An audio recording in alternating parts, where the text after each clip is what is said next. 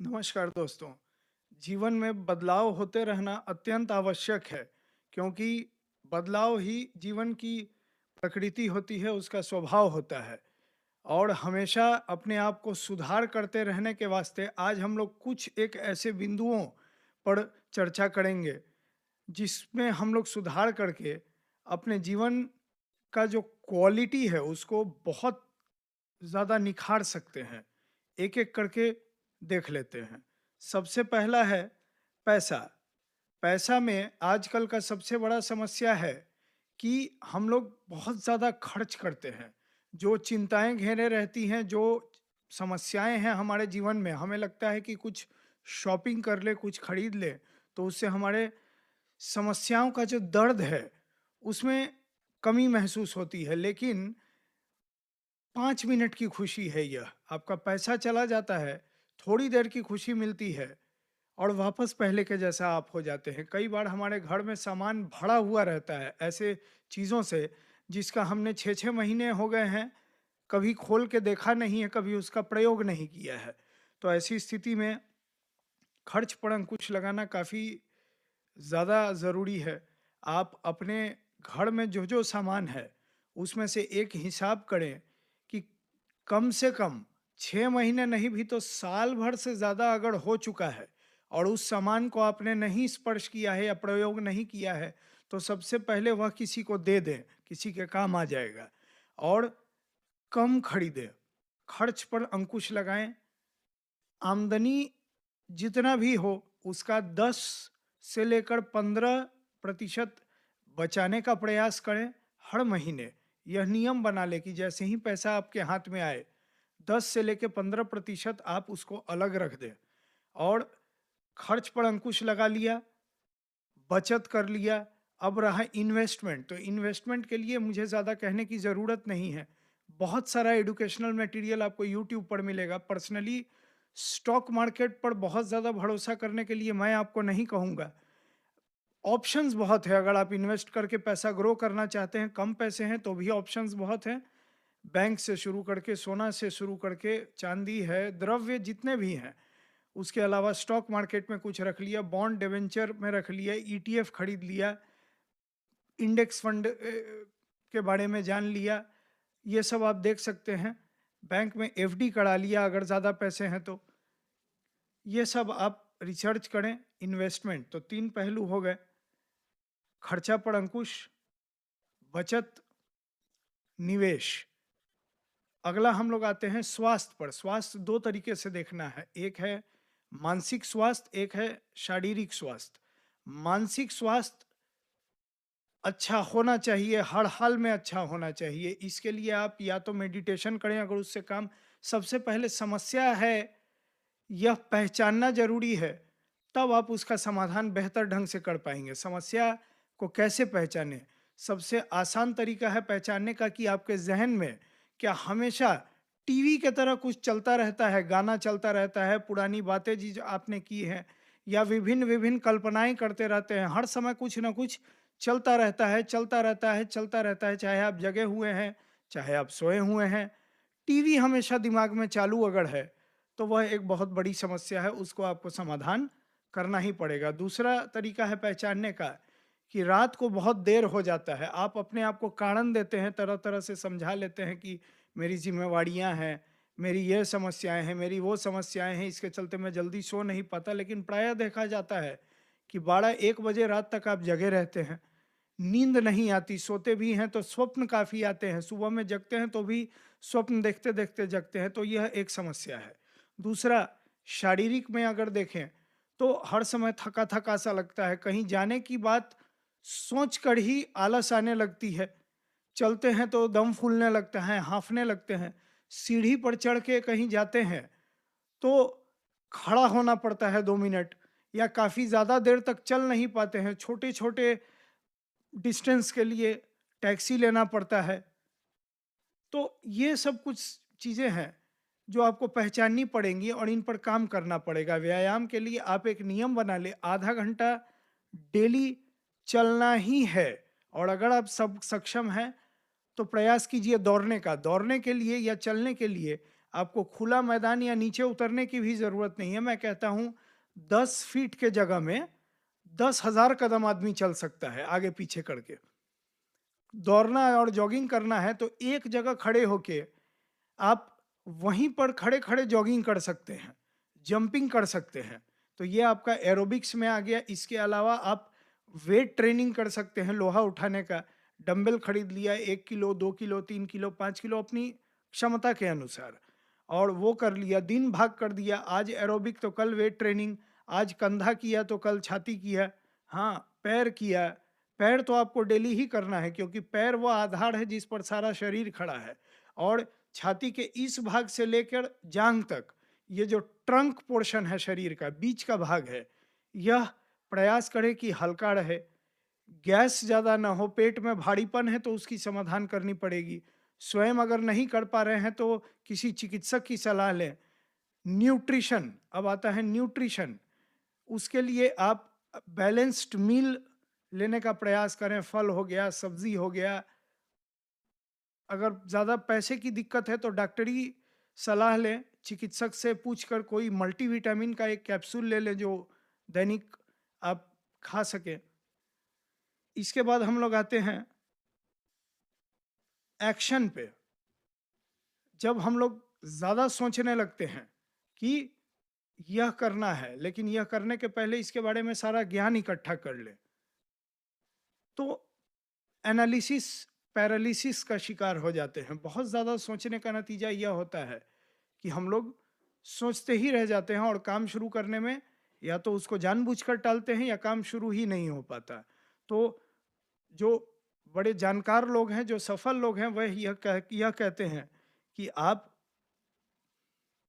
कार्य के लिए इम्पेशेंट रहें और नतीजों के लिए पेशेंट रहें। यानी काम बार-बार करने का प्रयास करें। एक खत्म हो जाए दूसरा पकड़े, दूसरा खत्म हो जाए तीसरा पकड़े। हमेशा शुरुआत कर दें और नतीजों के लिए आप धीरज धारण करें। तो लंबे समय में जाकर यह आपको बहुत अच्छा नतीजा देगा। उसके बाद आता है समय। समय बेशकीमती है, सबसे बहुमूल्य एसेट है आपका। रुपया, पैसा, संपत्ति, जायदाद से भी ज़्यादा कीमती मैं कहूँगा समय होता है इंसान के लिए। इसको अब जीवन में हम लोग एक फिक्स समय लेके आए हैं। हफ्तों में बाँट दिया जाए तो काफ़ी लाइफ स्पैन को अगर आप साल भर में देख लें, 365 दिन होते हैं। 60 से 70 साल की आपकी जीवन एक्सपेक्टेंसी होने की एक एवरेज अगर पकड़ लेते हैं तो कितना दिन हुआ? कितने सप्ताह हुए? या आप हिसाब कर ले, उतना ही समय आपके पास है। उसमें से आधा या उससे थोड़ा ज़्यादा समय तो आप सोने में ही बिता देंगे।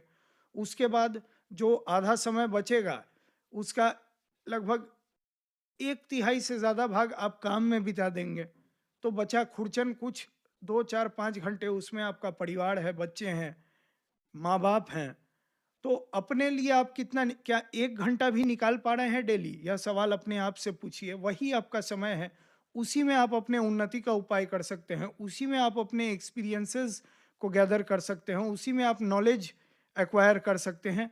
तो दैनिक 1 से डेढ़ घंटा अपने लिए अवश्य अलग करें। उसके अलावा सारा दिन का टाइम मैनेजमेंट आपको सीखना पड़ेगा। कितने लोग टाइम मैनेज नहीं कर पाते हैं और वो सोचते हैं कि मैं व्यस्त हूँ, मेरा समय नहीं बचता। मगर प्रॉब्लम यह है, कहीं कई बार देखा जाता है कि वे सही से टाइम को मैनेज नहीं कर पाते हैं। तो ये इसके लिए सबसे सरल उपाय अब आता है टाइम टेबल। आपका दैनिक टाइम टेबल एक होना चाहिए। जो कुछ काम आपको डेली करना ही है, उसके लिए आप समय निश्चित कर लें। व्यायाम के लिए समय निश्चित करें, किताब पढ़ने के लिए समय निश्चित करें, स्नान-चान के लिए समय निश्चित करें, खाना बनाते हैं तो उसके लिए समय निश्चित करें, घर पोंछते हैं या इस तरह का कोई भी जो काम आप डेली करते हैं, इसके लिए आप एक समय निश्चित करें। इसके में ज़्यादा फैसला लेने की और निर्णय करने की ज़रूरत नहीं है, ये ऑटोमैटिक होगा। और बाकी कुछ काम जो आपको पता नहीं है कि कभी हो सकता है या कोई काम आ जाए, तो वो टाइम टेबल बिगड़ जाता है। लेकिन जल्द से जल्द फिर प्रयास करें वापस अपने स्ट्रक्चर में आ जाने का। रात को जर्नल लिखना ज़रूरी है। दिन भर का आपका जो टारगेटेड टाइम टेबल था और वास्तव में आपने उस दिन जो-जो किया, उसका एक लेखा-जोखा करें। कौन सी चीज़ें आप कर सके वह समाप्त हो गया, और कौन सी चीज़ें आप नहीं कर सके उसको फिर अगले दिन के टाइम टेबल में जोड़ दें और निश्चित रूप से उसको करने का प्रयास करें। ये जो टेंडेंसी है कैरी फॉरवर्ड करने का अगले दिन, इसको धीरे धीरे कम करने का प्रयास आप करेंगे।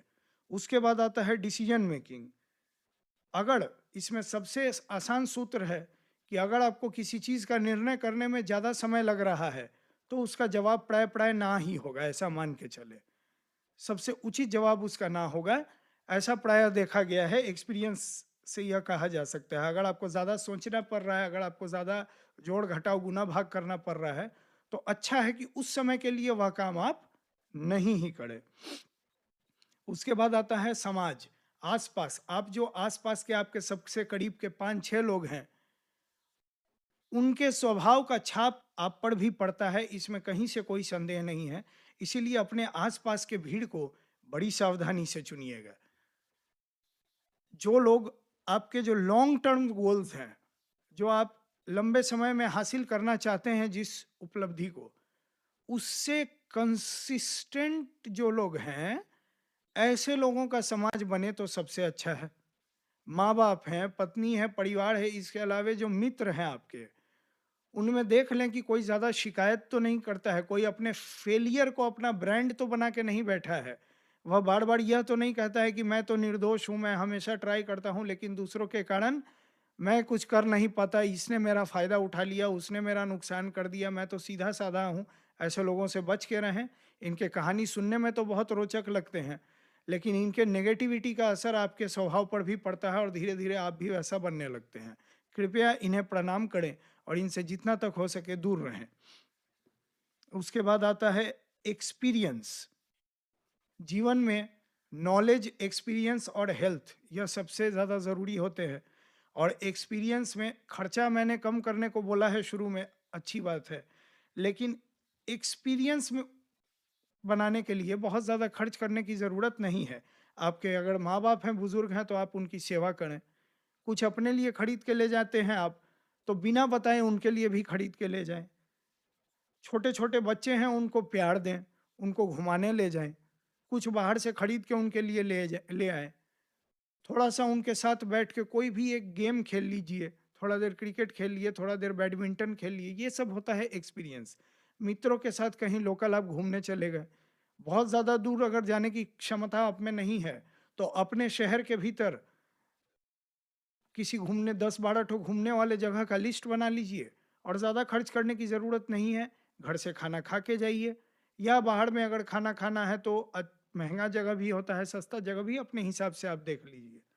उसके बाद आता है ज्ञान, पढ़िए, जितना हो सके पढ़िए, जिस भाषा में आपको कंफर्टेबल है उस भाषा में पढ़िए, जिस सब्जेक्ट के बारे में आपको रुचि है उसके बारे में जानिए। अगर किताब नहीं खरीदने की क्षमता है, आजकल वैसे किताब का दाम बहुत कम गया है, अमेज़न, फ्लिपकार्ट वगैरह पर आपको, मीशो पर बहुत कम दाम में अच्छी-अच्छी किताबें मिल जाती हैं।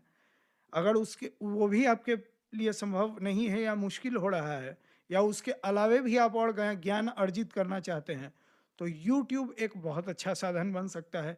वहाँ पर ज़्यादा से ज़्यादा विषयों के बारे में फ्री वीडियोज़ उपलब्ध हैं, आप उनका लाभ लें। बड़ा पूरा का पूरा प्लेलिस्ट होता है अच्छे-अच्छे क्रिएटर्स का, कृपया उन्हें देख लें। तो ये कुछ चीज़ें थी जिस पर आप फ़ोकस करके अपने जीवन का उत्थान कर सकते हैं। उम्मीद करता हूँ आपको यह वीडियो पसंद आया होगा और ऐसे ही विचारों के लिए मेरा अनुसरण करते रहिए। धन्यवाद।